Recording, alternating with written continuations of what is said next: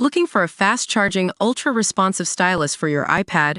Meet the 2X Fast Charge Active Stylus Pen, designed for 2018 to 2025 Apple iPads.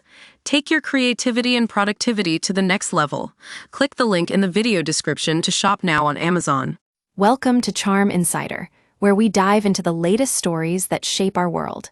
Today, we're tackling a topic that's been making headlines in recent months: the rise of irregular migration across the English Channel. As you might be aware, over 36,000 people have attempted to cross the channel in small boats since 2018, resulting in at least 78 fatalities in 2024 alone. The numbers are staggering, and it's a crisis that's been escalating for years. So, what drives these migrants to take such an perilous journey? We spoke to a migrant from Sudan who was about to make the crossing, sharing his story with us on GB News. He revealed that he struggled living in France due to the language barrier and wanted to build a home in an English-speaking nation.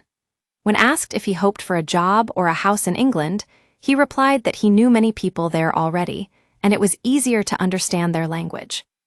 Now, you might wonder why speaking English is such a draw for these migrants.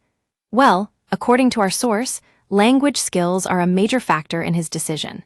He mentioned that he couldn't stay back in South Sudan due to the circumstances, but found it much harder in Italy and France. It's a stark reminder of how language barriers can be a significant obstacle. But what about those who speak English? Why would they choose to leave their home countries for the UK?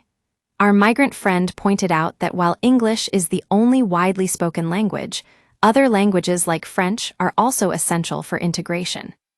The government has issued guidance stating that anyone entering the UK by an irregular route will generally be refused citizenship.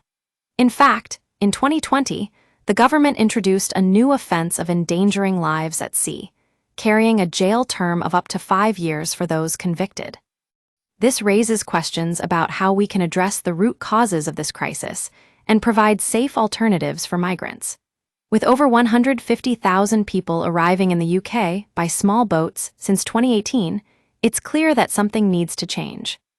As we move forward, it's essential that we have an open and honest conversation about migration, its complexities, and the need for effective solutions.